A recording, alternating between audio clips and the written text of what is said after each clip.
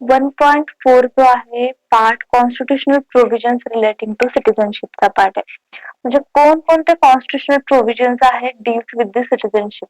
पहिला constitutional provision जो आहे सगळ्यात पहिला मेन पार्ट जो आहे part 11 of the constitution article 5 to 11 of the Indian constitution. Okay, तर पार्ट 2 आणि 5 to 11 येणार आहे.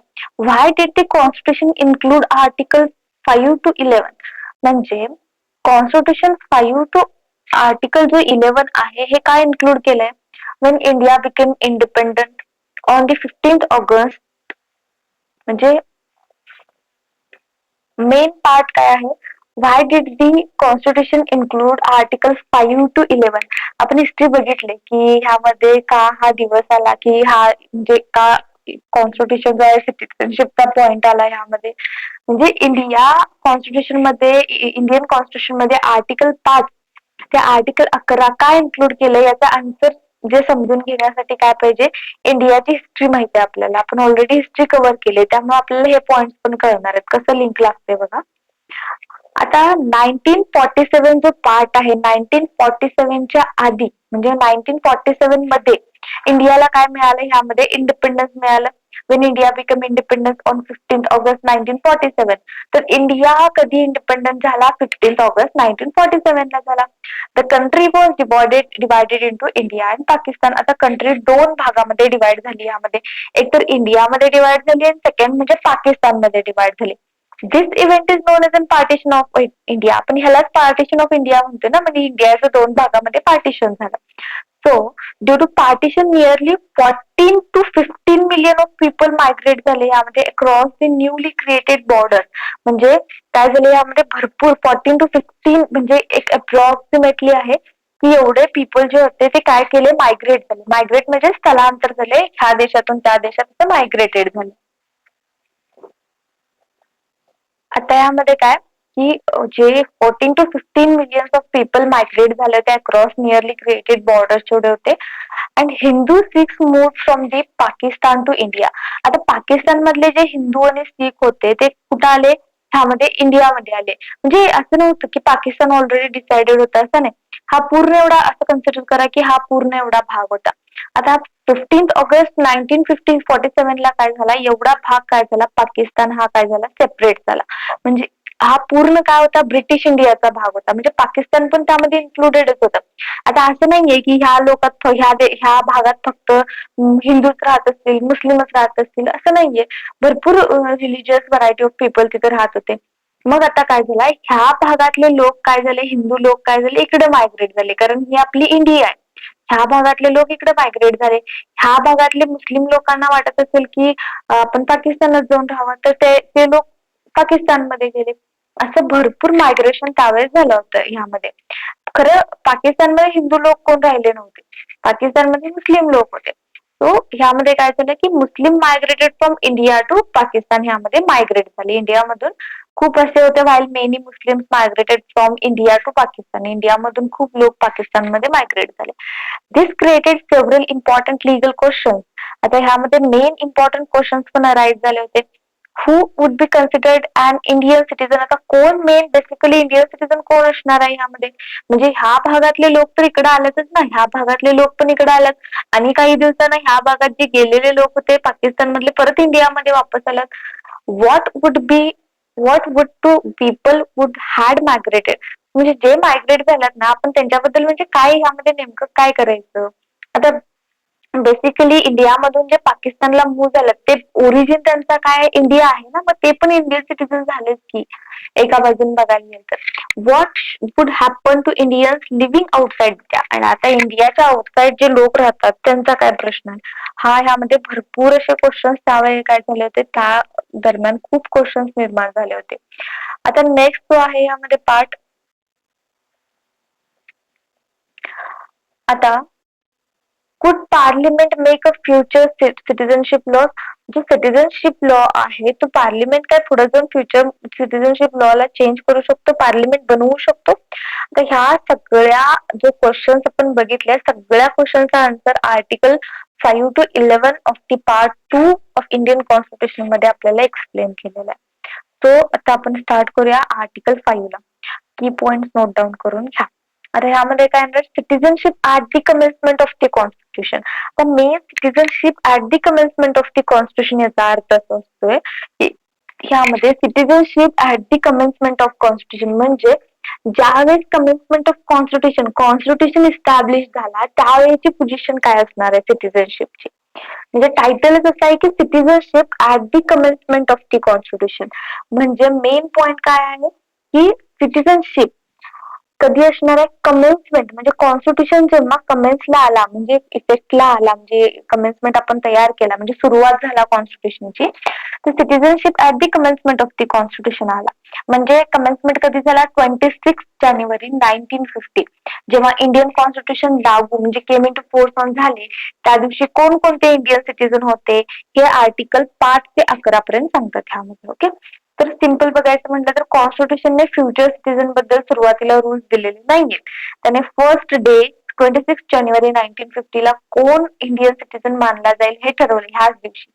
आता कोण असणार आहे त्यामध्ये, कोण ठरवणार म्हणजे आर्टिकल 5 मध्ये फक्त एवढं सांगितलंय.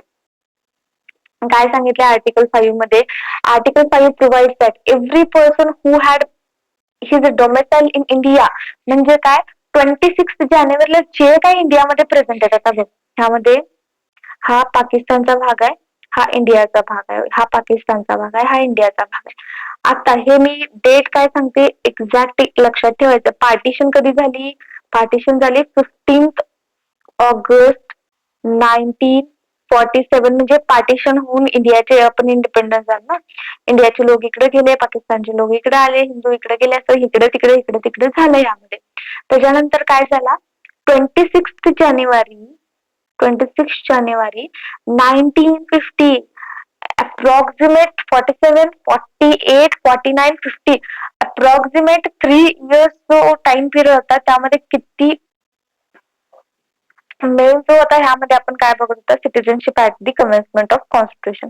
तर ह्यामध्ये आर्टिकल 5 काय सांगतो की every person who had domicile in India, म्हणजे जे जे इंडियाचा डोमेसाईल आहे, डोमेसाईल कधी आहे 26 जो आहे म्हणजे 26 जानेवारी 1950 ला, म्हणजे आपला पार्टिशन होऊन 3 वर्ष झालेले आहेत ऑलरेडी. त्या 3 वर्षाच्या दरम्यान किती लोक आले, किती लोक गेले, झालं असणार ना मायग्रेशन. त्यांना रिअलाइज झालं असेल बाबा आपल्याला आता पाकिस्तानमध्ये राहायचं नाहीये, बाबा इंडियामध्ये राहायचं नाहीये, आपलं काही इथं मॅनेज होत नाही, आपण आपल्या फॅमिली सोबत आपण आपल्या पाकिस्तानमध्ये राहू किंवा इंडियामध्ये राहू, असे त्यांनी डिसाईड केले असतील 3 वर्षापर्यंत. मग 3 वर्ष डिसाईड सगळं झालं त्यांचं. आता 26 जानेवारी 1950 ला जो would become an Indian citizen, का 26 जानेवारी, कारण त्यावेळेस कॉन्स्टिट्यूशन तयार झाला होता आपला. ओके, पार्टिशन झाल्यानंतर पुढे आपला कॉन्स्टिट्यूशन तयार व्हायला खूप वेळ लागला होता. So 26 January 1950 would become an Indian citizen if he satisfied any one of the following conditions. आता 26 जानेवारीला कोणकोणते कंडिशन, म्हणजे त्या दिवशी जर तो इंडियामध्ये असेल आणि खालील जो हे कंडिशन्स आहेत हे फुलफिल करत असेल तर त्याला कोणकोणते, म्हणजे त्याला आपण इंडियन सिटीजन म्हणणार. पहिला पॉइंट काय, he was born in India, त्याचा जन्म इंडियामध्ये असायला पाहिजे, he was born in India. Second point, either of his parent was born in India, एक तर त्याचे मदर फादर इंडियामध्ये बॉर्न असायला पाहिजे. Third point, he had been ordinarily resident in India. पहिल्या पॉइंट मध्ये स्वतः इंडियामध्ये तो बॉर्न असायला पाहिजे. Second point, either of his parents was born in India, त्याचे मदर फादर जे पॅरेंट्स आहेत ते इंडियामध्ये बॉर्न असायला पाहिजे. Third point, he had been ordinarily resident in India, म्हणजे ऑर्डिनरली तो रेसिडेंट ऑफ इंडिया असायला पाहिजे, म्हणजे इंडियामधला रेसिडेंट असायला पाहिजे for at least 5 years immediately before 26 जानेवारी 1950. म्हणजे काय, आता ह्यामध्ये सिंपल काय म्हणले, खाली मिनिंग दिले. आता ह्यामध्ये he had been ordinarily resident in India for at least 5 years immediately before 26 जानेवारी 1950. हा, तर ह्याच्यानंतर काय असायला पाहिजे, तर ऍटलिस्ट 5 years तो इथं इंडियामध्ये रेसिडेन्स असायला पाहिजे. आता आर्टिकल 5 जो आहे याचं मिनिंग मी सेपरेटली दिले म्हणजे एक्झाम मध्ये लिहिण्यासाठी.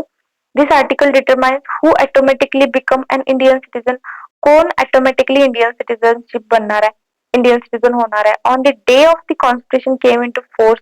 त्याच्यानंतर it applied only to a person who were living at that time, म्हणजे कुणाला ऍप्लिकेबल होत आहे, who were living at that time, त्या दिवशी कोण जिवंत आहे, म्हणजे त्या म्हणजे apply to person who were living at that time, म्हणजे 26 जानेवारी 1950 ला.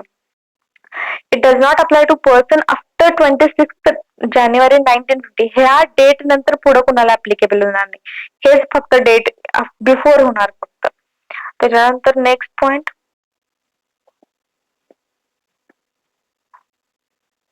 आता आर्टिकल 5 चे कंडिशन्स आपण जे बघितले, एक तर पहिला कंडिशन डोमेसाइल इन इंडिया पाहिजे. The first and important most required जो टर्म आहे यामध्ये domicile in India.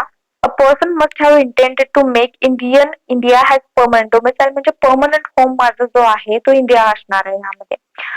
Without domicile article 5, domicile नसेल तर आर्टिकल 5 अप्लायच होणार नाही यामध्ये. as condition to birth in India, इंडियामध्ये 26 जानेवारी 1950 आधी काय असायला पाहिजे, बर्थ इंडियामध्ये असायला पाहिजे. त्याच्यानंतर नेक्स्ट पॉइंट,